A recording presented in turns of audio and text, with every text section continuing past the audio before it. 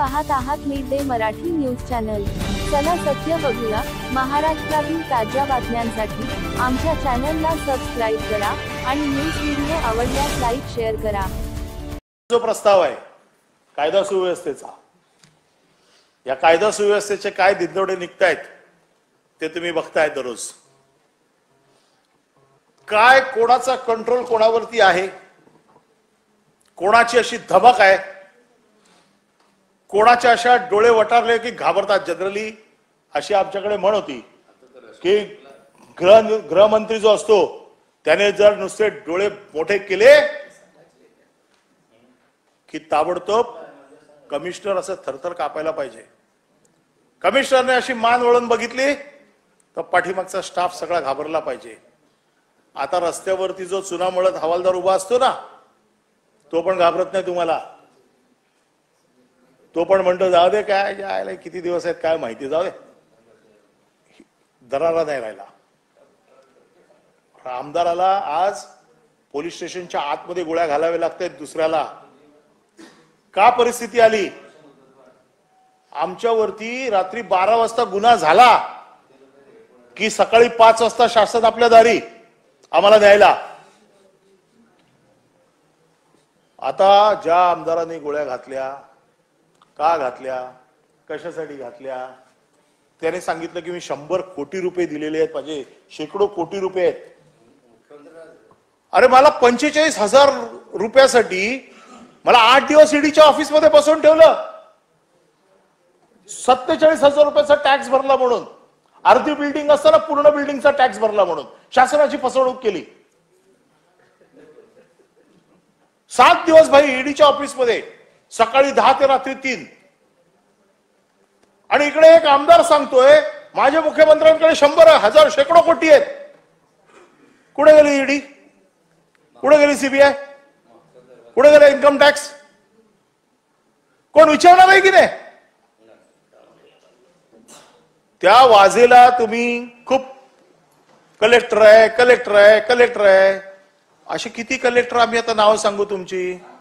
आता काल परवा मुंबईत जे कलेक्टर पकडले, 150 ईडीच्या फाईल पकडल्या त्यांच्या घरात। दादाला माहिती आहे की नाही काय? नाही, साधी हात म्हणूनच तुमची ही परिस्थिती आहे। थोडे टगे असले असतात ना, या सगळ्यांना निपटून काढले असते तुम्ही। अरे वाईट वाटतं आम्हाला, दादांसारखा एवढा चांगला सिनियर माणूस, 150 ईडीच्या फाईल सापडल्या एजंटच्या घरात। आता तो विषय पूर्ण बोलायचा की नाही मला माहित नाही, उद्या येऊ देत मुख्यमंत्र्यांना आणि त्यांच्या नाही, यांची नाहीये, नाही मंत्र्यांच्या आहेत ना, यांच्या मंत्र्यांच्या आहेत ना त्याच्या घरी सापडलेल्या फाईल मध्ये। ब्लॅकमेलिंग 50-50 कोटी रुपये कुठल्या कुठल्या मंत्र्यांनी दिले त्यांची नाव आहेत, पण नोटीस दिली नाही म्हणून आज काय बोलत नाही। दादा दरारा लागतो पोलिसांवरती।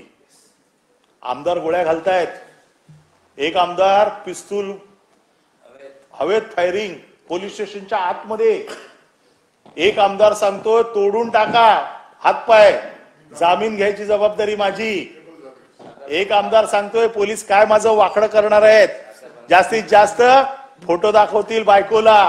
काय दादा, एवढी तर वाईट परिस्थिती या महाराष्ट्राने कधीच बघितली नाही। एवढं तर नाही बघितलं, ठीक आहे, मी पण खूप वर्ष 20-22 वर्ष आमदार आहे, इतके तर वाईट दिवस आम्ही तर नाही बघितले।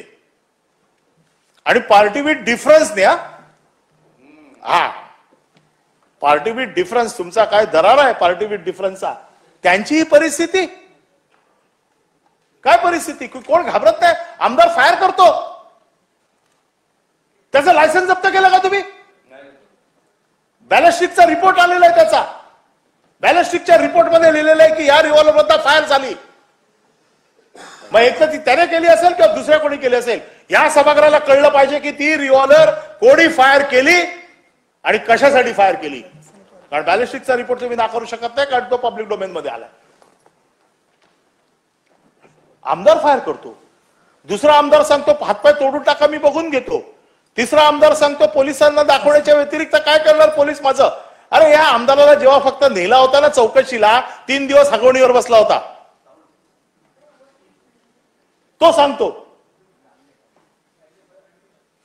दादा हे दिवस तुमच्याकडनं तरी अपेक्षित नाही. काय होतं माहिती आहे ना, एवढं वाईट वाटतं ना की सर असं बोलताना तुमचा चेहरा जेव्हा बघतो ना आमचं अवसनच गळतं काय बोलायचं. जे करतायत ना ते मजा करतायत आणि तुमच्यासारखे भोगतायत. नाही नाही, दादांच्या समोर बोलताना मला वाईट वाटतं ना. ते बिचारे कशातच नाहीयेत तरी ऐकून घ्यावं लागतं त्यांना हे सगळं. पुण्यातले तुमचे गुंड इथे येऊन रील करतात मंत्रालयामध्ये आणि त्याच्यावरचा उपचार काय. तुम्ही त्यांची परड बोलवली, ती परड मी नीट बघितली तर तुमचा डीसीपी असं बाजूने चालतोय. काय कसं आहे, फोटो काढायचे नाही का उद्यापासून. अरे काय दादा, अरे गुडघ्यावरती बसवायला पाहिजे होते कमिशनरने सगळ्यांना. अख्ख्या बाजारपेठेत धिंड गुडघ्यावर काढायला पाहिजे होती. हिंमत आहे कोणाची. कानात जाऊन सांगतात त्यांच्या मंत्र्यांबरोबर फोटो काढू नका. कानात सांगतात ना पोलीस त्यांच्या. अरे मी तर स्वतः बघितली रील आणि मी नीट पूर्ण ऐकली ती. ही पोलिसांची पद्धत. अहो का पोलिसांना डिमॉरलाइज करताय तुम्ही. पुण्यामध्ये दादा तुमच्यासारखा सुशिक्षित माणूस असताना एका बाजूला, दुसऱ्या बाजूला गजा मारण्यासारखे गुंड तुम्ही त्यांच्या कानात जाऊन सांगताय की असं करू नका हो, आमची फार बदनामी होते, रील करू नका.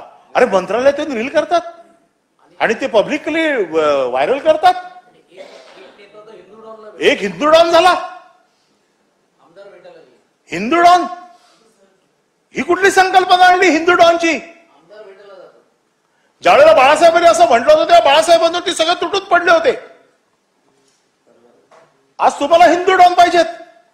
हिंदू डॉन घ्या, अजून डॉन घ्या. किती लोक पॅरोलवरती तुम्ही सोडलेत याची लिस्ट आहे आमच्याकडे. आता निवडणुकीच्या तोंडावरती किती लोकांना सोडणार, त्यांची तयारी कुठल्या कुठल्या जेलमध्ये चालू आहे याची लिस्ट आमच्याकडे आहे.